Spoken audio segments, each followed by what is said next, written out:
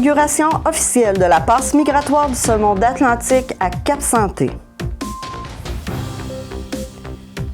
Soirée poésie et musique entre chiens et loups avec Madame Kim Thuy.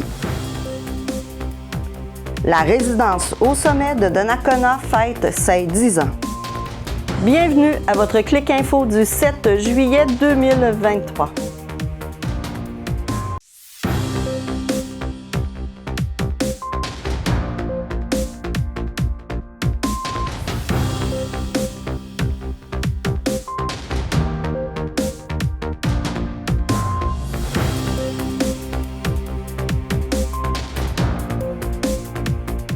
Bienvenue tout le monde. Alors bonjour, bienvenue Chantal Lépine. Contente d'être là pour vous parler des actualités, de ce qui se passe dans notre belle MRC de Portneuf. Alors commençons tout de suite. Nous sommes allés à l'inauguration de la passe migratoire du saumon d'Atlantique à Cap-Santé mercredi dernier, le 5 juillet. Ce site va devenir officiellement un endroit d'observation du saumon pour ce qui est de la Jacques-Cartier. Alors je vous invite à regarder notre reportage.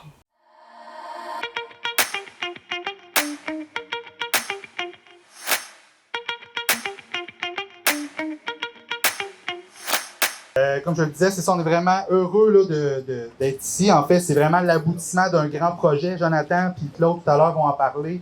Ça fait longtemps, j'en parlais justement tantôt avec le maire de Cap-Santé, il disait hey, ça a été long, mais il est arrivé, c'est vraiment un gros projet, puis ça montre qu'il ne faut pas lâcher. On est vraiment content de ça. Je dirais l'aboutissement du projet, je dirais peut-être quasi complet. Je m'exprime, il y en a peut-être ceux qui sont allés voir les fenêtres d'observation. Vous avez peut-être remarqué qu'il manquait à quelques endroits un petit peu de finition.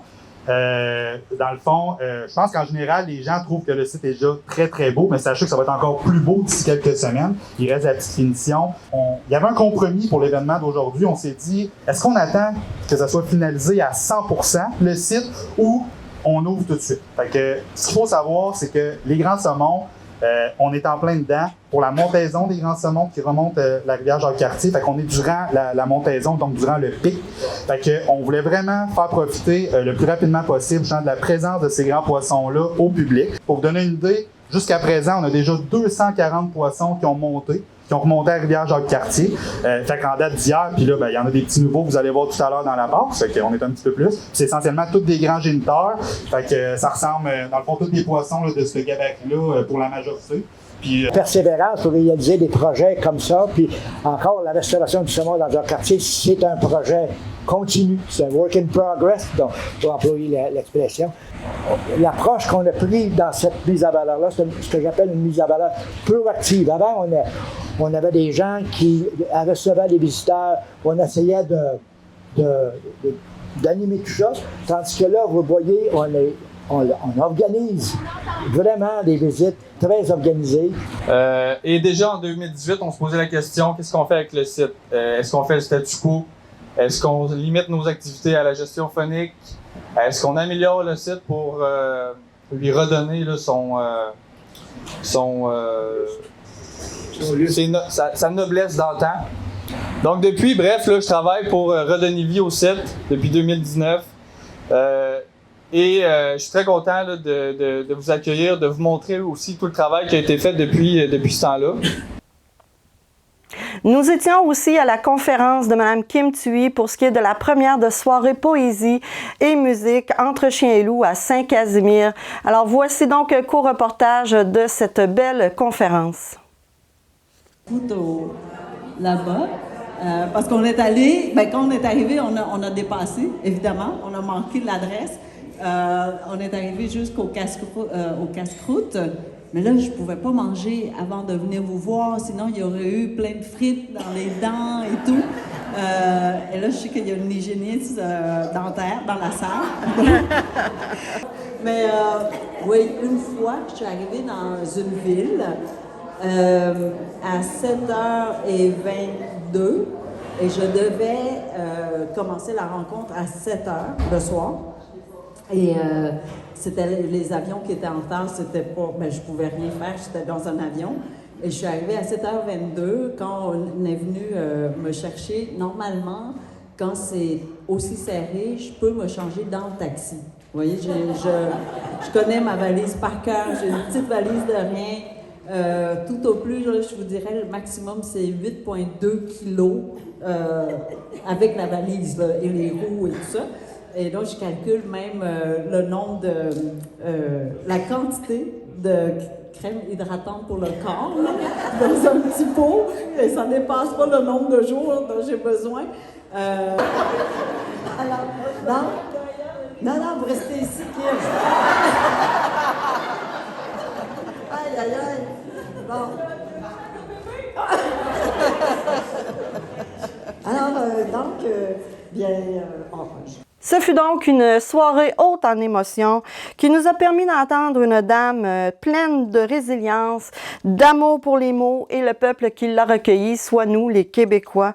Les gens ont été ravis par cet auteur conférencière qui nous a montré un côté humain vraiment très drôle et toujours dans le bonheur de la vie. Alors, elle nous a donné une bonne leçon de vie. Nous avons tous apprécié cette grande dame qui nous a fait rire autant que pleurer.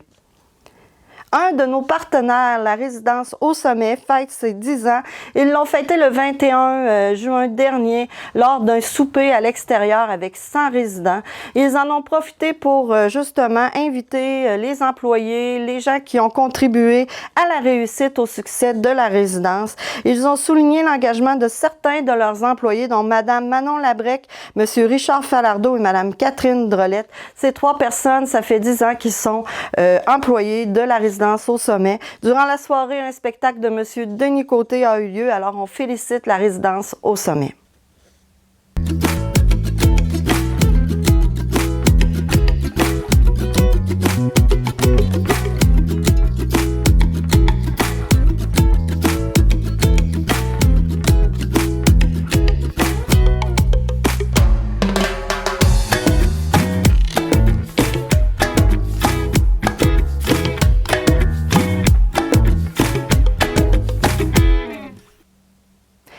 Nous vous présenterons dorénavant une revue des activités en images, des activités qui ont eu lieu, qu'on est allé et que ça va nous faire plaisir de vous montrer nos images. Alors, on commence tout de suite avec le premier, la CCEP, leur tournoi de golf Saveur de Portneuf qui s'est déroulé le 15 juin dernier au club de golf Grand Portneuf.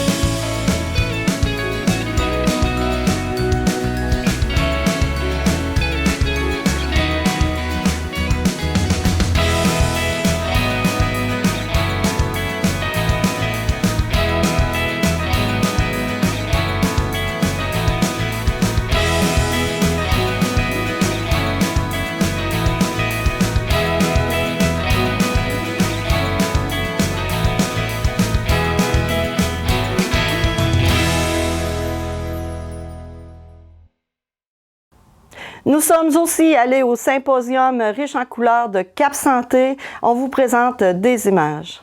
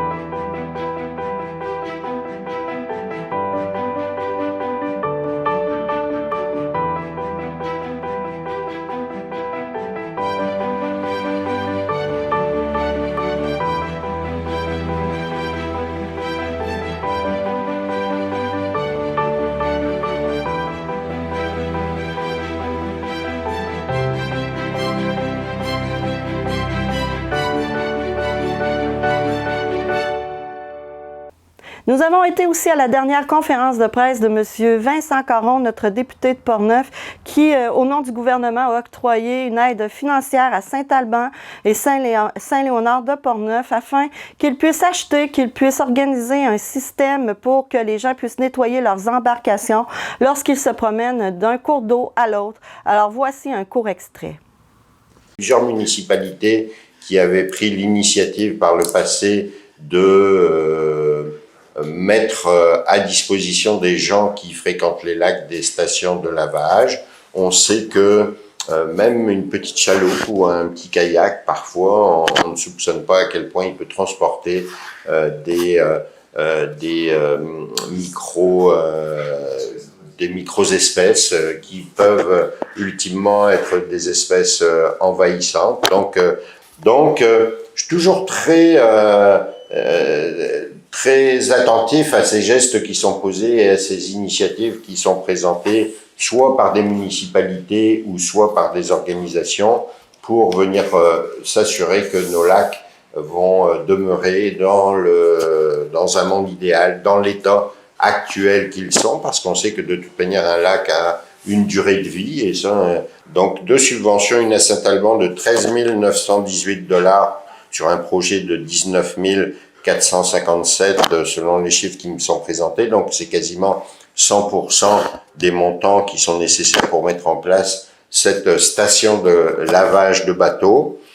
Il y a eu lieu aussi l'inauguration officielle de la route bleue, qui sont en fait 5 sections dans Portneuf. C'est la MRC de Portneuf et Canot Kayak Québec qui sont partenaires dans ça. C'est pour nous tous les adeptes de canot, kayak, planches de pagaie qui sont maintenant invités à venir parcourir la rivière Sainte-Anne et le fleuve Saint-Laurent. La route bleue, en fait, ça vise à certifier des parcours pagayables et à tous les doter d'un panneau de signalisation ainsi que des outils numériques pour veiller à votre sécurité et pour mieux planifier aussi vos sorties. Alors, les parcours sont le fleuve Saint-Laurent entre le quai de Cap-Santé et les Écureuils, la rivière Sainte-Anne, secteur de la ville de Saint-Raymond, la rivière Sainte-Anne avec 2 sections pour le parc naturel régional de Portneuf, situé à Saint-Alban en amont et en aval du barrage, la rivière Sainte-Anne, secteur au chalet en Boiron à Sainte-Christine d'Auvergne. Alors, vous êtes tous invités à aller profiter de nos richesses naturelles et ce, en toute sécurité grâce à la route bleue. Alors, bienvenue à cette journée de lancement de la route bleue section Rivière-Sainte-Anne / Portneuf. La route bleue, pour ceux qui connaissent pas le concept, c'est développé dans le cadre du développement des réseaux nationaux de pratique de sport. Fait que la route bleue, comme la route verte, comme le sentier national, sont développés par les fédérations sportives. Nous, comme partenaires au niveau des fédérations, on a Canot Kayak Québec, OK? Il y a Eau Vive Québec qui travaille avec nous autres. Il y a Voile Québec. Puis il y a aussi Kite. Fait que ça fait un amalgame. On est en train de développer un réseau national d'activités non motorisées nautiques. Fait que la route bleue, c'est pas né d'hier. On a développé les premiers parcours de pagaie à Canot Kayak Québec sur le fleuve Saint-Laurent il y a quelques années. Puis c'était un projet qui était porté beaucoup par les bénévoles. Et puis là, depuis quelques années, grâce au ministère de l'Éducation qui a décidé de s'impliquer au sein des fédés pour développer les réseaux nationaux, bien, on a pu donner un second souffle au développement des réseaux nationaux. Puis c'est là qu'on s'est dit, bien, on travaillera pas juste sur le fleuve, on va développer toutes les milieux, c'est-à-dire les lacs, le fleuve et les rivières. OK? Pourquoi qu'on est ici aujourd'hui à Saint-Raymond-de-Portneuf? On est ici pour faire le lancement de la route bleue, mais pourquoi qu'on a choisi Saint-Raymond-de-Portneuf? C'est parce que Saint-Raymond-de-Portneuf est la première région administrative à avoir développé sa route bleue du début à la fin. Au niveau des motivations qui nous ont poussé qui nous poussent toujours à développer la route bleue, bien, on le sait présentement, il y a des enjeux d'accessibilité au Québec pour les parcours. Il y a des enjeux aussi de cohabitation. Au niveau de la sécurité, on sait qu'il y a beaucoup d'enjeux au niveau de la pratique autonome, au niveau des activités nautiques. Vu que la route bleue propose plusieurs niveaux de difficulté, OK, du débutant à aller à l'expert, ben nous, quand on va installer une route bleue à un endroit, ben on renseigne les gens sur les risques, on renseigne les gens sur quoi mettre, quoi porter, sur qu'est-ce que vous devez faire pour avoir une belle expérience au niveau du parcours où est-ce que vous allez faire. Merci de venir enrichir notre région de tout ça, parce que en vous écoutant, je pensais à plein d'activités qu'on peut faire dans Portneuf. Par exemple, vous savez qu'on a une grotte qui est merveilleuse, qui s'appelle le Trou du Diable, qui est administrée en partie grâce au Parc naturel régional de Portneuf, mais eux s'associent aussi avec des spécialistes de ce que sont les grottes, et ça nous permet d'avoir une présentation et de pouvoir évoluer dans ce milieu de manière sécuritaire, parce qu'il y a des professionnels qui viennent prêter leur expertise. Et c'est avec un grand privilège que je suis ici avec vous ce matin pour inaugurer de manière officielle le premier parcours qui couvre 4 municipalités, Saint-Raymond, Saint-Casimir, Saint-Alban, Sainte-Christine d'Auvergne. Il ne faut pas oublier qu'on a un magique fleuve Saint-Laurent. Donc, même le fleuve Saint-Laurent, dans une première phase entre Donnacona et Cap-Santé, il profite de, je vous dirais, l'expertise et l'engagement de Canot-Kayak. Une chose qui m'a surtout, en fait, interpellé, c'est que non seulement les circuits ont été identifiés, recommandés, mais il y a une équipe de géomatiques qui est derrière de tout ça. Les gens d'eau vive et de Canot-Kayak qui ont testé les plans d'eau avant, évidemment, de les rendre conformes. Et on apprend à aimer encore autant, sinon plus, le Québec sur l'eau. Félicitations pour votre initiative. Nous, à Saint-Raymond, c'est sûr qu'on est très fiers d'accueillir la Route bleue. On a 2 rivières vraiment extraordinaires, qui est le Bras-du-Nord et la Sainte-Anne, de développer, d'amener les gens ici.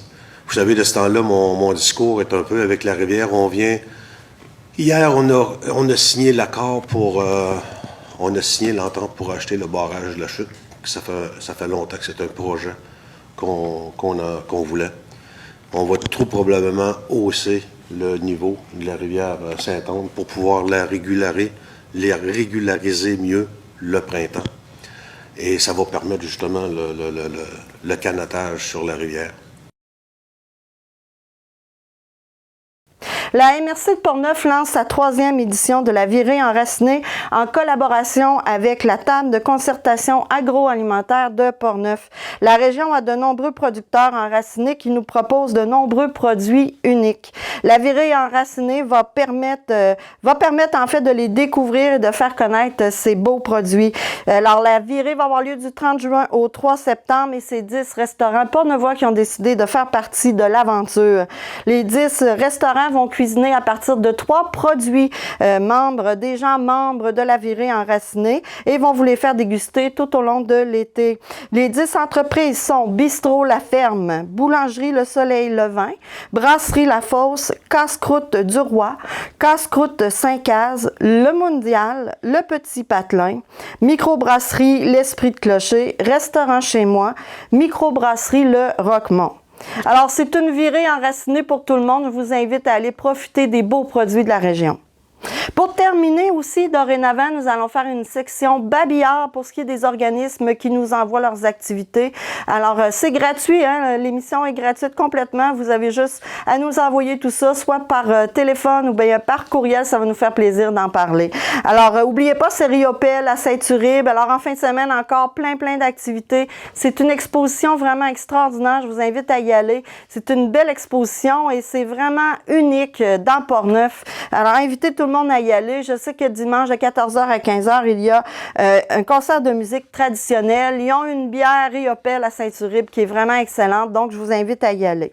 Du 24 au 29 juillet, c'est vacances en spectacle pour Pont-Rouge. C'est 6 jours de célébration avec plein de spectacles. Alors, vous avez entre autres Guy Dussault, Denis Côté, Pépé et sa guitare, Carotté, Kissud, hommage à Kiss, Laurence Jalbert et bien d'autres encore. le comité organisateur vous invite à vous rendre sur leur site Internet pour aller voir la programmation complète. Maintenant, le 20 juillet, sur le parvis de l'église à Saint-Raymond, vous avez l'orchestre d'hommes orchestre. Alors, c'est 4 personnes qui ont décidé de rénover une Chevrolet 63. C'est gratuit et c'est à 17h. Le Halo organise en fin de semaine, dimanche le 9 juillet, une visite en autobus pour Beauce-Art, qui est l'international de la sculpture. On vous invite dans le fond à vous présenter au relais de la pointe des Écureuils si vous êtes inscrit à 8h le matin et vous allez revenir vers 18h. Si vous n'êtes pas inscrit, vous pouvez le faire auprès de Marc Duval au relais de la pointe des Écureuils ou de Sylvie à la Licorne. Faites vite, les places sont limitées, je suis pas sûre qu'il en reste. Vous avez aussi à Saint-Basile une reconstitution militaire d'hier à aujourd'hui au parc de l'avenue du Centre Nature. C'est une reconstitution historique de campement militaire de 1840 à la Seconde Guerre mondiale. C'est gratuit, vous allez voir des véhicules militaires et plein d'autres choses. C'est de 9h30 à 16h le 8 juillet. À Donnacona aussi, vous avez des travaux d'envergure qui vont se faire à partir du 10 juillet prochain. Donc, on vous avise que le parc Jean-Baptiste Matt, qui est situé entre l'avenue Sainte-Anne et la rue Pagé, va être fermé jusqu'en 2024. Et le tout afin d'effectuer un nouveau réservoir de rétention souterrain. Voilà. La ville aussi vous invite à participer à Optique Donnacona. Vous avez jusqu'au 20 octobre pour envoyer vos belles photos. C'est dimanche le 9 juillet que vous avez la randonnée survie en forêt au parc familial des Berges. C'est pour toute la famille, mais vous devez avoir 8 ans et plus. C'est 10 $ par personne. Vous avez deux endroits, deux départs. Vous avez 2 départs, pardon, soit 9h et 13h. Celle-là, je vais la recommencer. C'est dimanche le 9 juillet que vous avez randonnée et survie en forêt au parc des Berges, au parc familial des Berges à Donnacona. Vous avez 2 départs, un à 9h et un à 13h. C'est pour toute la famille, mais vous devez avoir 8 ans et plus. C'est 10 $ par personne. Samedi le 15 juillet, vous aurez une fête aussi au parc familial des Berges, la fête de la montaison. Il va y avoir une zone de baignade, parcours ludique, initiation à la pêche, atelier de bulles, de savon géante, dégustation de fumoir et bière locale, chansonnier et plus encore. Oubliez pas, ça va vraiment, il va y avoir une grosse secousse le 22 juillet à Donnacona. C'est le festival qui est organisé par la Fosse. Vous aurez 15 micro-brasseries qui vont être sur place, des food trucks, un parc familial. Vous allez pouvoir amener les enfants. Alors, c'est vraiment une activité à ne pas manquer. Je vous invite à vous procurer vos billets. Allez sur le site de Secousse et vous allez avoir tous les détails. Alors voilà, merci beaucoup pour encore ce beau clic info. On se revoit la semaine prochaine. Si vous avez des choses à nous dire, ne vous gênez pas. Courriel, téléphone, ça va nous faire plaisir d'en parler. Merci beaucoup. À la semaine prochaine.